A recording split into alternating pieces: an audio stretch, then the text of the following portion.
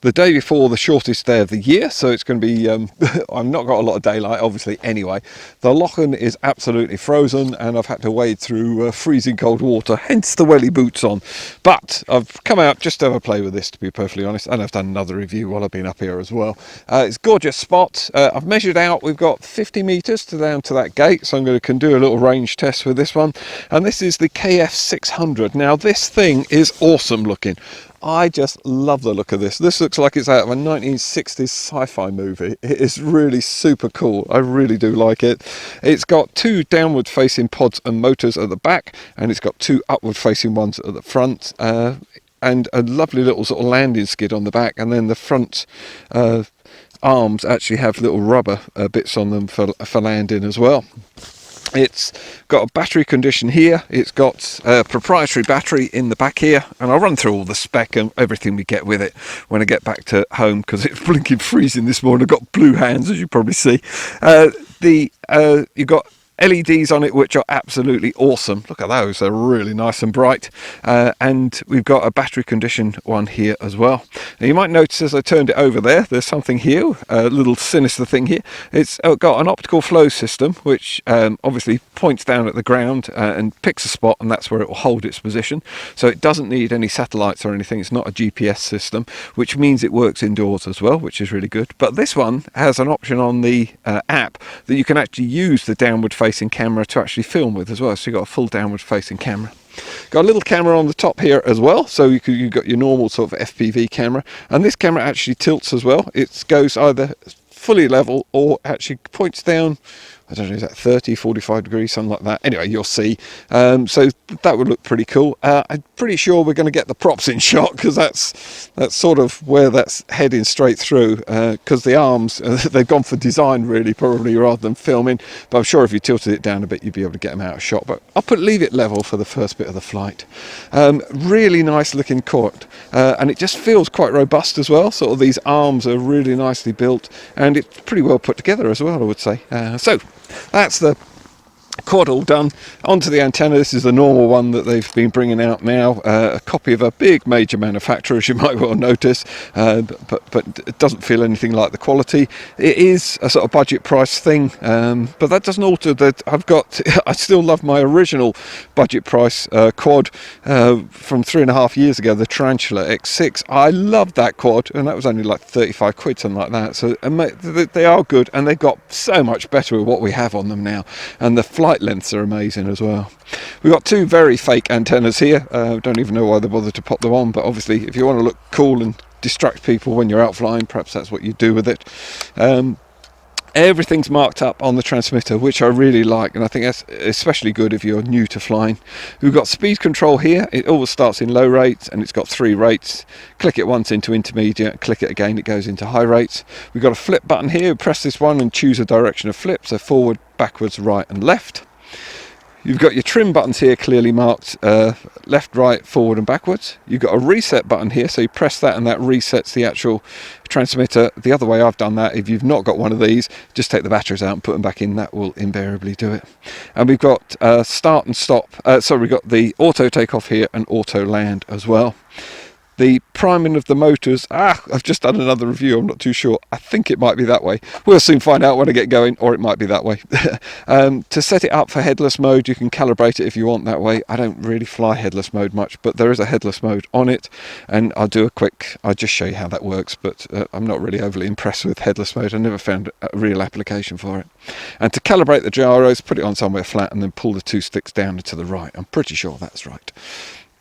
The phone holder is in the bottom here, and it's you know, the normal sort of setup sort of thing. Takes quite a reasonable size phone, I would say. So my one certainly fitted in it, no problem at all. So a bit limited for space here, so we might do a hand takeoff. Actually, we've probably got enough here to get it calibrated and everything. And like I say, the LEDs are so bright on it, it's amazing. So I'm going to pop the transmitter on first of all. We get a flashing red LED there. I'm going to pop the quad on. So hold the button down for a couple of seconds. You can see those LEDs just reflecting. It fast pulse as you saw there, then it goes down into a slow pulse. That means we're ready to bind. We go up and down on the throttle, and then the LEDs have gone nice and solid and everything's ready to go. So if you're new to flying, I suggest you put on the prop guards. It comes with 4 prop guards. get out and fly. Do not bother with putting the FPV on or anything, filming or anything like that. Just learn to fly and just have a good laugh flying, because it is an enjoyable hobby. That's the way I view it anyway. The filming is just an extra bonus when you've got reasonably good at it. And I'm just looking at that. That's going to probably clip there, so I'll have to be careful where I put it. That should be okay for takeoff there, no problem at all. Okay, the app we use with this is called Fly, so it's up, a gap, and then fly, and it's got this little icon on it as well. So the first time you go to bind it up, it will have set up a Wi-Fi hotspot, so we're nowhere near any other Wi-Fi hotspots, as you can clearly see. Or if you're in the middle of a town, you'll have loads of these, obviously. You want Wi-Fi flow, and then have some numbers behind it. Make sure you click onto that, and then you're basically bound between the two. This doesn't use up any of your data roaming. And then we just launch the app. You can go back into your photos, have a look at what photos you've taken, or videos as well. They're stored in the app. So everything's stored back to your phone, by the way. And then we've got, we can alter the settings here. I'm just going to leave it all as is. And then just simply press start. And we're live. There we go. So it's a very sort of, it's quite a struggling day for video, especially with such a tiny little camera as well. There we go, we're all ready to go. Now, if you want to fly on the app, you simply press this one here, but I'm going to fly it with the transmitter first of all. So like I say, we can prime the motors. It's that way. It is that way. Down and out. I think that was the way I said anyway. And you can stop them that way as well. Whoops. There we go. Or you've got auto takeoff and auto land. What I'm going to do first of all is start the video going. Press that, you get a count up here. Let's just give it a quick go. Whoops. It's still icy on the foot, I'm afraid. There we go. So, and it should hold position. That's pretty much holding position, I would say. Video, yeah, it's not too bad, I wouldn't say. Oh, I can't really get my finger there. I usually sort of give these a shove. So there we go. A normal drone would have probably drifted a wee bit anyway. So let me just see whether I can just give it a shove. Yeah, it's not happy being shoved. You can see it's trying to get back to that position. Cool. So this is in low rates.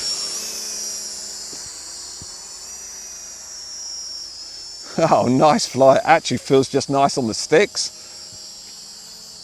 And it's altitude hold as well. So to give us, let's bring it in. I haven't actually run through the transmitter functions, have I? Okay. Whoops, it's having a little try around. It's a confusing flooring for it to pick out, but it has done it. So to go up and down, you press this one, goes up, comes down, and let go of the stick, and it will stay at an altitude. It's also got position hold, so it should stay roughly where it is. You want it to turn that to the right, and that will muck up the altitude hold. That will muck up the positioning, because obviously the pitch has changed underneath it. And the same if I go to the left. That's called yawing. Pitch forward, pitch it backwards, roll to the right and roll to the left. And flying is a complete mixture of everything. So it can be ascending, turning, and then descending, turning. Flying is just damn good fun.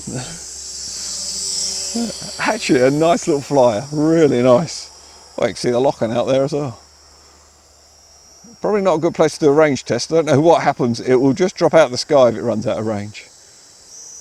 So that's into intermediate rates. Oh, that gets a little bit of a shift on. And then this will be high rates. Whee! Whoa, that's nice. I love those LEDs. Only thing is, sort of like that, I can't really see them.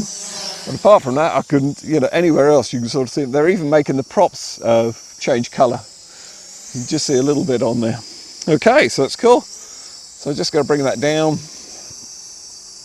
Really challenging photo position. That you can see we've got the props spinning in shot there. So take a nice little nice little selfie. Now with the positioning, you saw it really dip back in there when I let go of the stick. So if you do it slowly, you shouldn't do that too much.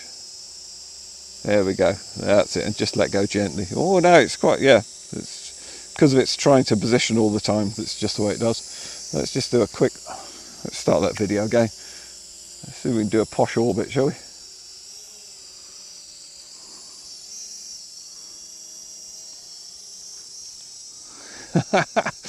It's a great little quad. I love it. Trying to watch out for trees. I was just trying to give it a different position for, there we go. There we go. That's better. I'm going to stop the video, take a quick still. Perfect. Okay. Let's have a go with those flips, shall we? I'm not too sure how much battery time we get, so whoops, that's me dodging around with it as well there. So going to try a flip, whoops, that's it. Let's just do it over here. So press that button, right, left, forward and backwards. I'll show you the headless mode as well. Let's start that video again. So what way did I bind it? That way, okay. So, and you can recalibrate it if you want to. So the quad's facing that way now, and if I push forward, it'll still go that way no matter what orientation the quad's in. So not something I really like, but it's there if you want it. So basically everything is forward of it. The only thing is when you take it behind you, everything, they have a turn round, forward is still that way. That's why I don't like headless mode. Bit confusing, I think. So I'm going to pop that off, and you've got flashing LEDs while it was doing that as well. So that's rather cool. Let's do a swap that camera over. So I'm going to, it's that one there. And now we're looking straight down at the ground. I'm not too sure what the quality will be like. I'm not expecting a huge amount. No, oh, and it's, yeah. Well, you can see how optical flow positioning works, can't you? And it usually works for about 10 about 10 meters, and then it will fail. That's it, and that's exactly what it did there. It was actually running out that it couldn't actually do it. What I was thinking of doing was if I could just get it over there, I would know it was about 50 meters. Yeah, that quality on that camera is not good. I would say we're about over there now. Oh yeah, we definitely are. I'm actually going to swap that camera back because that's just not pleasant, I don't think. Yeah, no, we're way over 50 meters there. And the Wi-Fi sort of holding up. Yeah, there you go. Okay, so it's always practical testing on Tiggers RC reviews. It just managed 60 meters, and then I was literally losing signal, and as you saw, all it did was come down very gentle. I completely lost it off the transmitter there, so I think they give 60 to 80 meters, so that's fine. The other thing was, I could have just run, if I'd have been able to run a little bit that way, it would have picked signal back up and come back up. I haven't done anything with it, just literally it's rebound up and everything's going again, so there's no issues with it at all. I'm going to start the video again, and I'm going to keep it on that facing forward one. That down one I wasn't particularly impressed with, and I'm just going to tilt the camera lens down just a wee bit for us, so we can just get hopefully get those props out shot as well. I still don't think that will do it, but never mind. And I think you could also take off. You could take off from your hand as well if you were careful with it. Yeah, it's really tricky with those back props, isn't it? So let's try it though. What's the worst that can happen? These props are pretty flexible, so I think we'll be all right. No, it's fine. Brilliant stuff. So, range was sort of 60 meters, and it's a really nice flyer, really pleasant flyer. And then when you let go of the sticks, it should hold position as well. So there we go, it's just trying to find a position. Now you saw how that back camera, that's literally what it's using to pick a position. So at the moment, it can't pick anywhere. And usually up to about 10 meters, so I'm just going to take that up, and then you'll see at about 10 meters it will start to lose it. And we usually get flashing LEDs that it's lost the position hold. That's still holding pretty well. That's amazing. It's just starting to go now, sort of thing.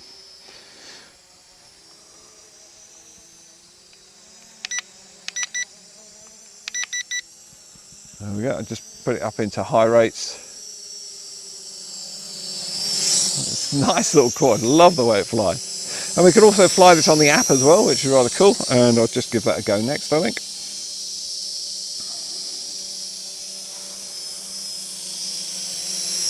There's no real way of grabbing this to actually land it, is there? If you're, because I fly quite a lot out in the open, so I sometimes don't have an option to, you know, if I'm out in the heather and stuff like that, you've got nowhere to actually take off or land. So I usually hand launch and hand catch quite often. You can do it, so it's not too bad.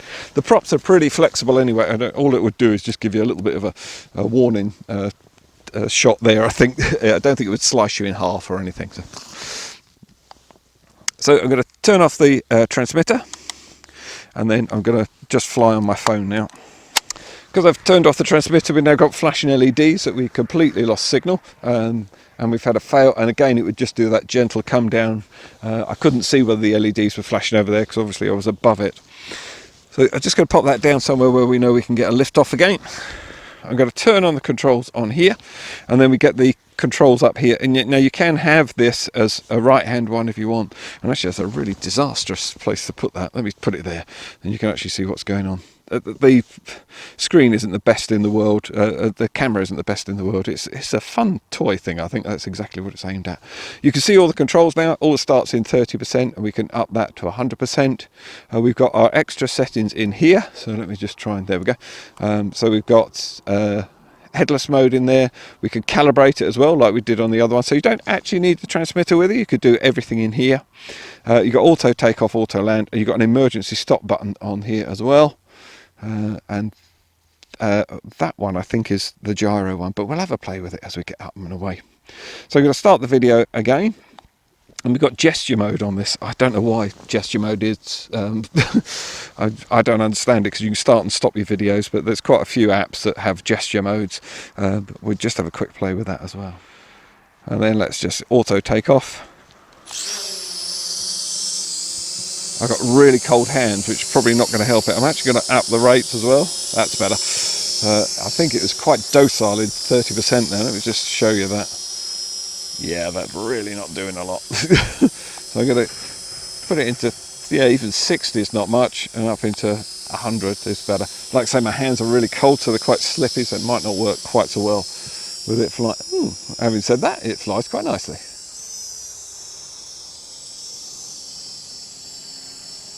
Yeah, that's fine.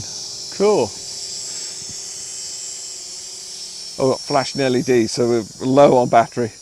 Oh, that's a shame. But you've got all your functions in here. Let me just, I think that's the one that's... No, that's the calibration one. That's the one that's the gyro one. There we go. So now you can actually fly it on the gyro of your phone. So I'm tilting it forward. Whoops, I'm going to take that off. Whoa, come back, come back. Yeah, that's better. It is coming back.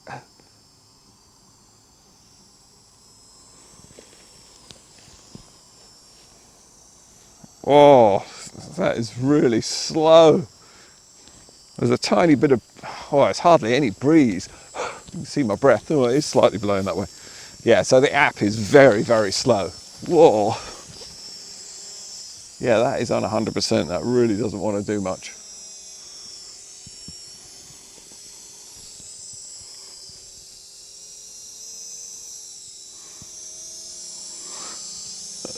I still like this quad. It still looks cool. There we go. I'm hoping it will pick a position.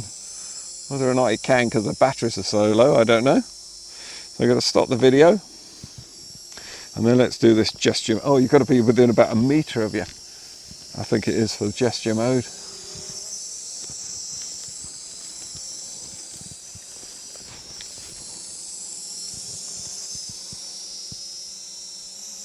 Yeah, it's working now. So you put your hand up. Let's just see what I can get in. It's supposed to register the hand. I love these things because they always fail on a review.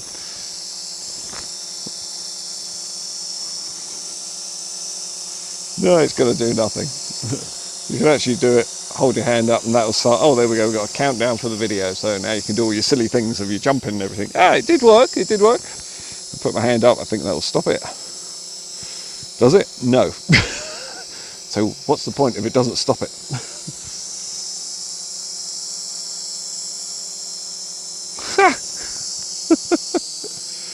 Oh, there we go. Going to keep that emergency stop on there as well.